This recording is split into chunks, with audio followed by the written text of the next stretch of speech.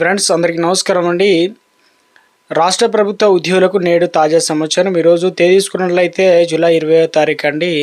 వీడియోలో వచ్చేసి 2 నుంచి 3 అప్డేట్స్ అయితే రావడం జరిగింది. వీడియోని చివరి వరకు చూడండి, అర్థమవుతుంది. మొదటిసారి ఛానల్ వస్తే తప్పకుండా సబ్స్క్రైబ్ చేసుకోండి. చూస్తున్నారు కానీ లైక్ చేయడం మర్చిపోతున్నారు అనమాట. సో వెంటనే లైక్ చేయండి. వివరాలకి అయితే వెళ్ళిపోదామండి.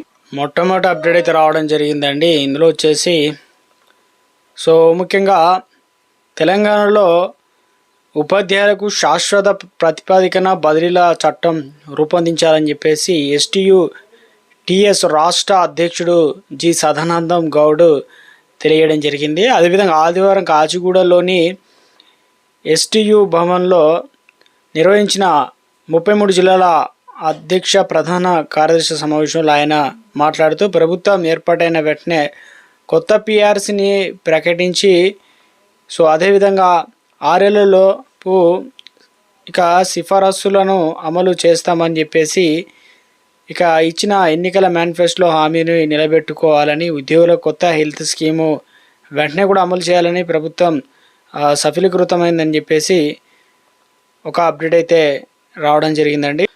పదవీ విరమణ వయసును పెంచండి.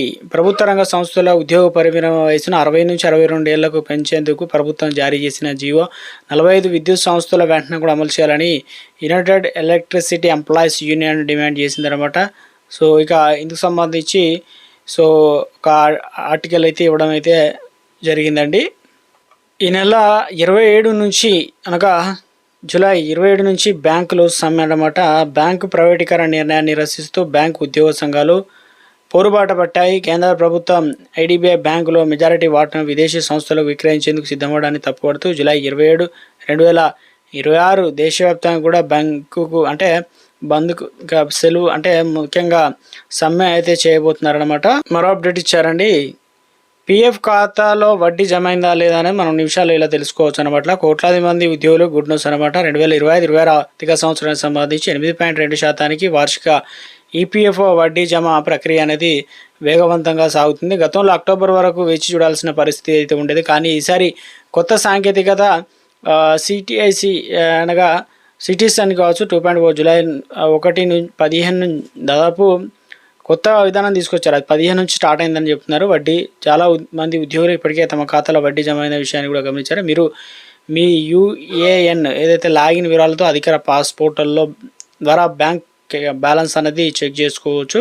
ఒకవేళ మీ ఖాతాలో వడ్డీ కనిపిస్తే అది సిస్టమ్ అప్డేట్ అవుతున్నట్లు అర్థం అనమాట. దశల వారీగా అందరికీ వడ్డీ జమ అవుతుందని చెప్పేసి కాబట్టి కంగారు పడిన అవసరం అయితే లేదు. ఈ ప్రక్రియ వల్ల అందరికీ పారదర్శకమైన సమాచారం వేగంగా అందుతుంది. మీ రిటైర్మెంట్ పొదుపు వడ్డీని వివరాలు ఎప్పటికప్పుడు అప్డేట్ అవ్వడం వల్ల మీ ఆర్థిక ప్రణాళికలు మరింత మెరుగుపడతాయని చెప్పేసి ప్రతి నెల మీ ఖాతాలో ఉన్న నిల్వపైన ఈ వడ్డీ లెక్కించబడుతుంది. కాబట్టి ఆన్లైన్లో మీ పాస్ పుస్తకం క్రమంగా చూసుకోవడం మంచిది అలవాటు చేసుకోండి అనమాట. మరో అప్డేట్ ఇచ్చారండి.